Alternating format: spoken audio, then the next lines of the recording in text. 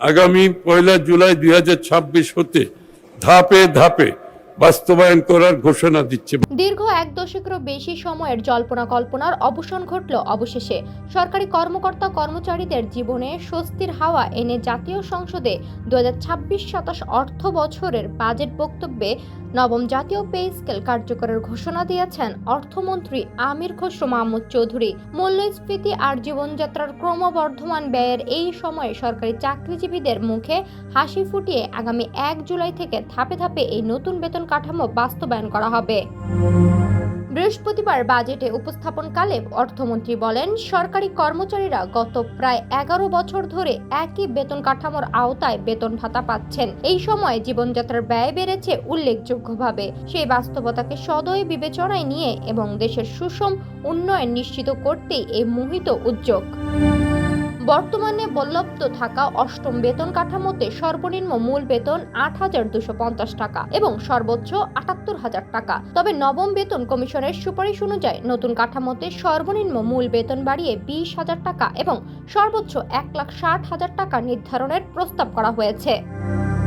এবারের পে স্কেলের সবচেয়ে আকর্ষণীয় দিক হলো সর্বনিম্ন ও সর্বোচ্চ গ্রেডের মূল বেতনের মধ্যকার ব্যবধান কমিয়ে আনা হয়েছে।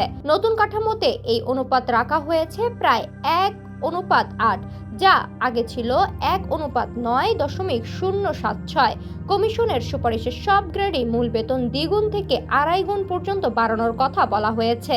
এর ফলে সর্বনিম্ন গ্রেডের একজন কর্মচারীর বাড়ি ভাড়া সহ মোট প্রাপ্য দাঁড়াবে 41,908 টাকা। একইভাবে গ্রেড 2 এর বেতন 1,32,000, গ্রেড 10 এর বেতন 32,000 এবং গ্রেড 15 এর বেতন 22,800 টাকার করার সুপারিশ করা হয়েছে।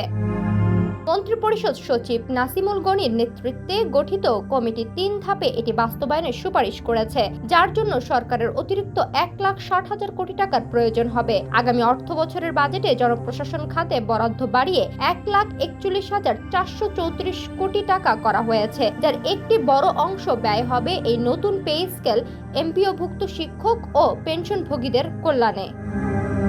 দীর্ঘ প্রতীক্ষার পর আসা এই নতুন পে স্কেল কেবল সরকারি কর্মকর্তা কর্মচারীদের আর্থিক নিরাপত্তায় নিশ্চিত করবে না, বরং তাদের কাজের উদ্দীপনা বহুগুণ বাড়িয়ে দিবে। মূল্যস্ফীতির এই ঝড়ো হাওয়ায় নতুন বেতন কাঠামোর এই ঘোষণা যেন লাখো চাকরিজীবীর পরিবারে এক পশলা স্বস্তির বৃষ্টি নিয়ে এলো।